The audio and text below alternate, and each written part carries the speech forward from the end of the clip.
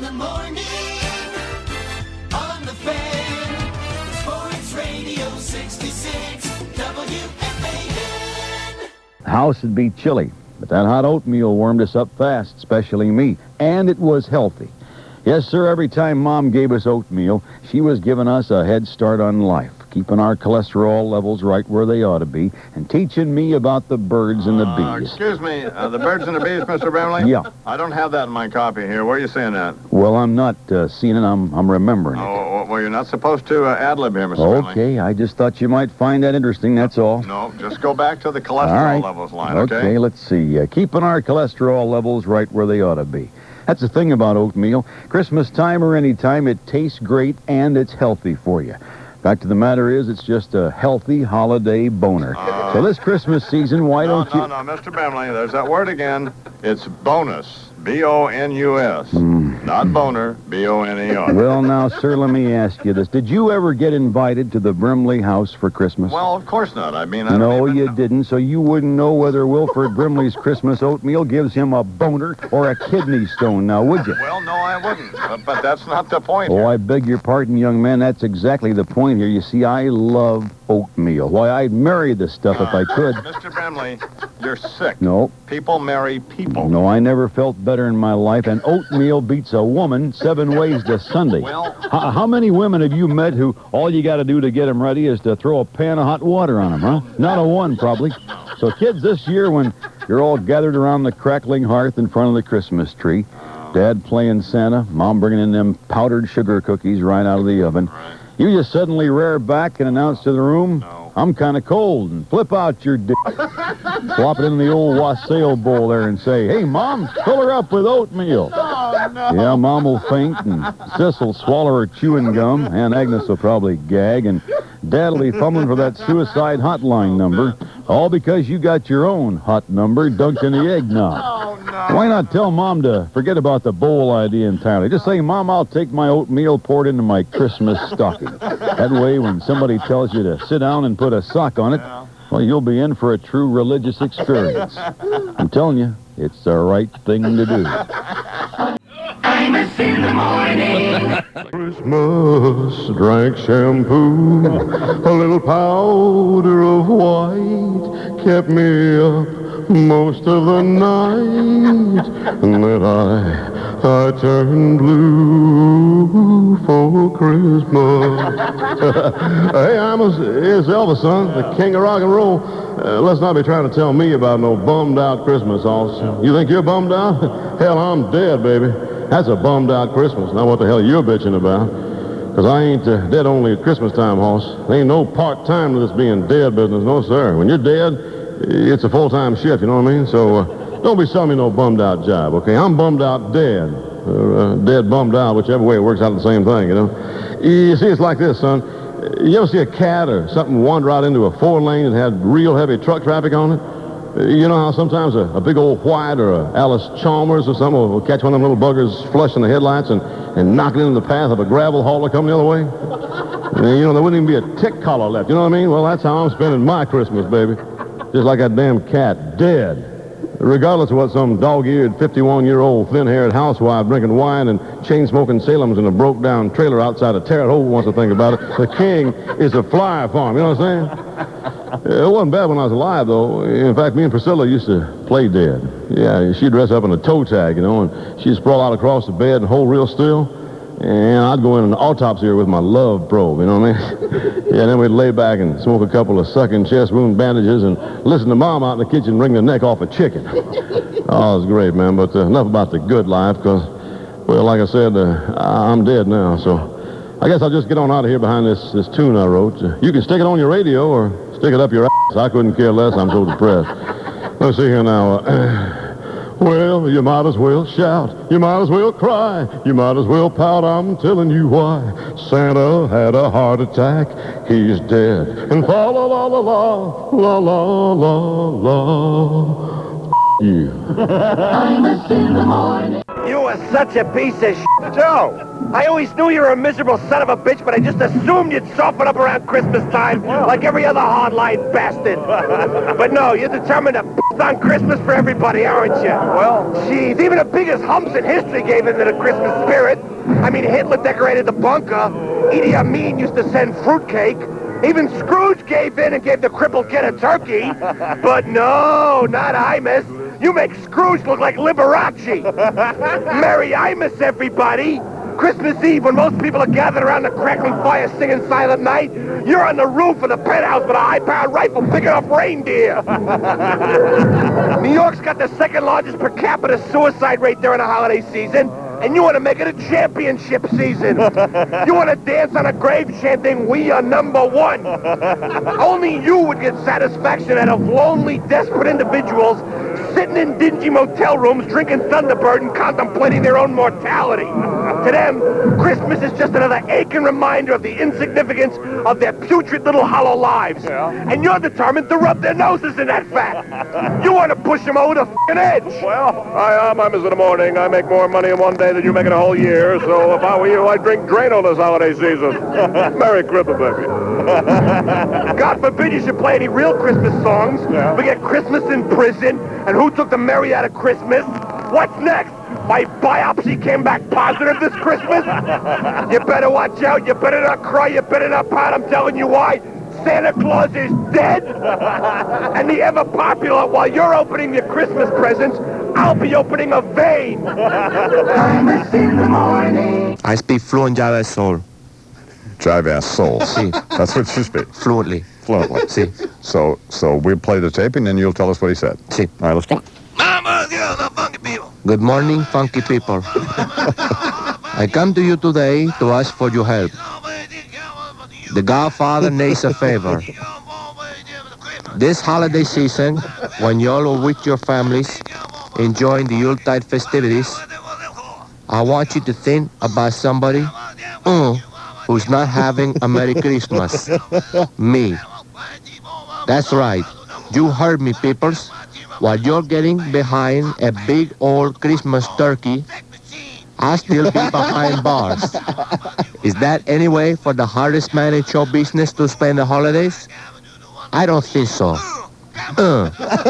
That's why, if you're a fan of Soul Brother number 1, if you're a fan of such James Brown classics as Super Bad, Hot Pants, Mother Popcorn, Sex Machine, and Lick and Stick, if you've ever seen me on the screen in such movie classics as Ski Party, if you've ever seen the founder of funk live in concert,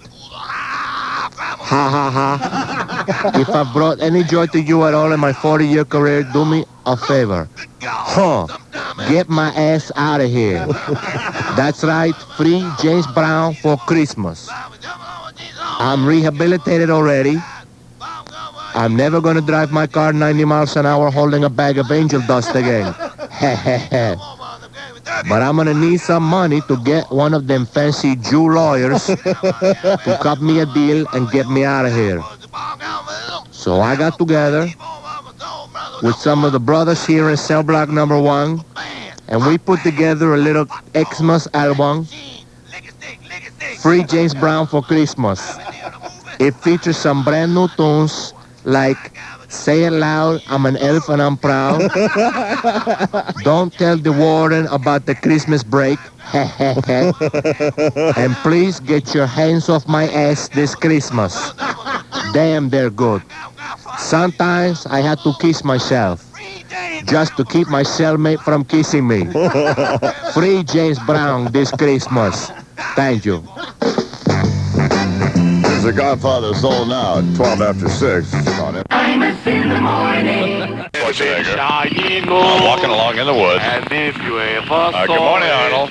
you would say it was so beautiful, so fantastic. Oh, good morning, Donald. Yeah. Merry Christmas to you. Merry Christmas to you. I love this time of year. So beautiful, so fantastic. I can't believe it. All right. Reminds me when I was a boy in Austria when we celebrate Krachmia. That's when every Christmas all the men and women in the village go out into the square and scratch each other to symbolize the wearing of the first long underwear. Anyway, today we're going to cut down our own Christmas tree. Oh, really? Yes, it's a tradition in the Schwarzenegger family. We go out into the woods when it's all cold and freezing. right. We bring plenty of Schattenkaiser. What's that? Well, it's a dried, smoked beaver spleen. Oh, It's like beef jerky, but very crunchy. Sounds tasty, yeah. Yeah. Then we find the most beautiful and fantastic tree in the woods. So we're looking for a tree now. Right. Okay. And we're going to cut it down, drag it back to the house, and decorate it with string and little dead animals. Little dead animal. Right. But you know, it's Austrian custom to have the woman of the family do the cutting. But Maria's still pregnant, so I've asked Deborah Noble along here. Oh, how nice. She's just like family, you know, because I'm f***ing her also. Imus in the morning. Good morning, ladies and gentlemen. Allow me to introduce myself. I am Generalissimo Manuel Antonio Noriega. We know that. And to paraphrase my favorite American president, Richard Nixon, let me make one thing perfectly clear.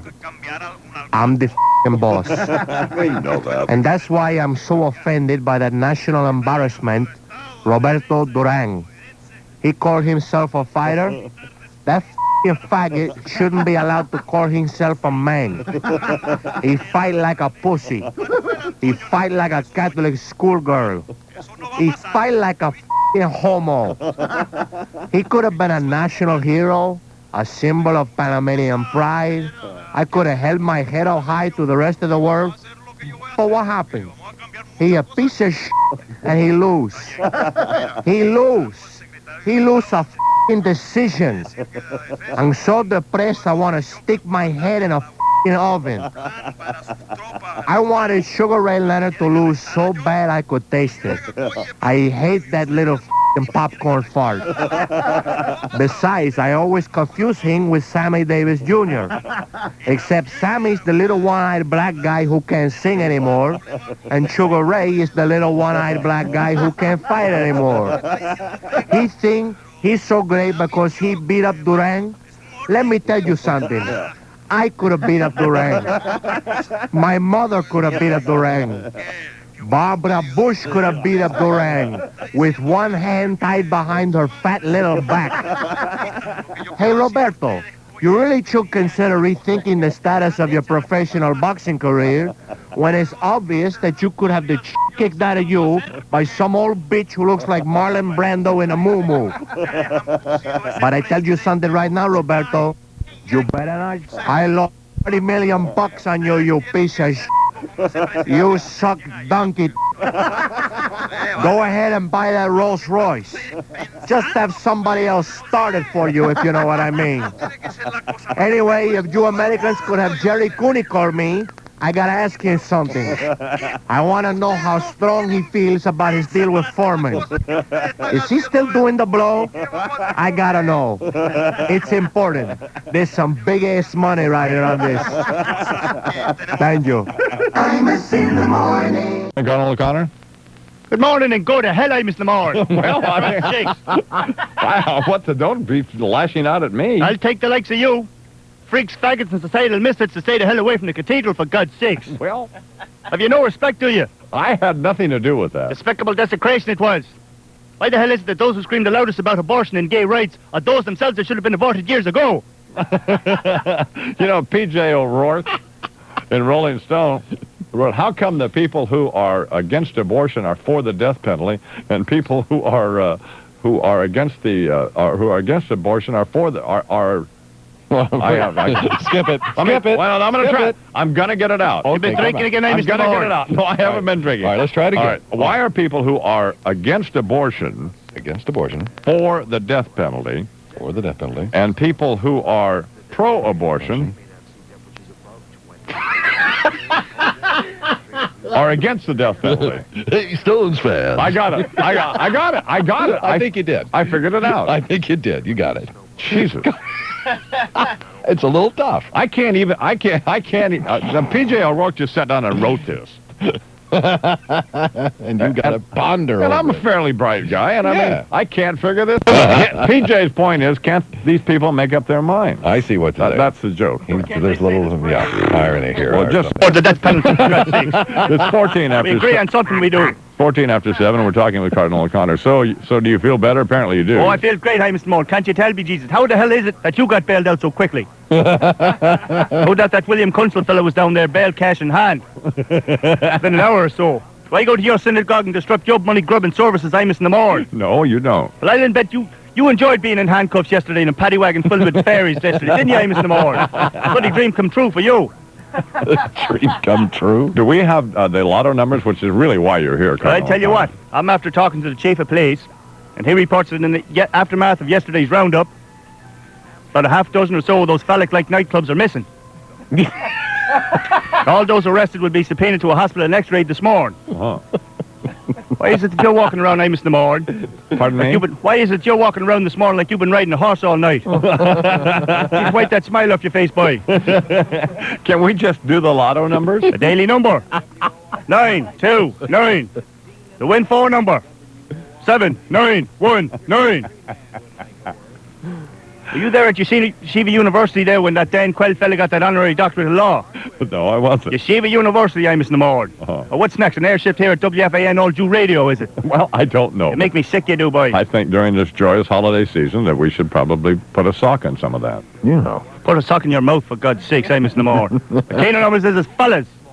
8, 12, 19, 24, 26, 29, 32, 43, 49, 52, 54, 55, 57, 59, 60, 65, 68, 69, 72, 76. You notice how 69 comes up a lot? Little too much for my liking, I'll tell you that, hey, Mr. Moore. Yeah. I'll tell you what, there'll be a warning here. Yeah. This Sunday, you limpers come down by the cathedral again, I'll unleash those seminarians.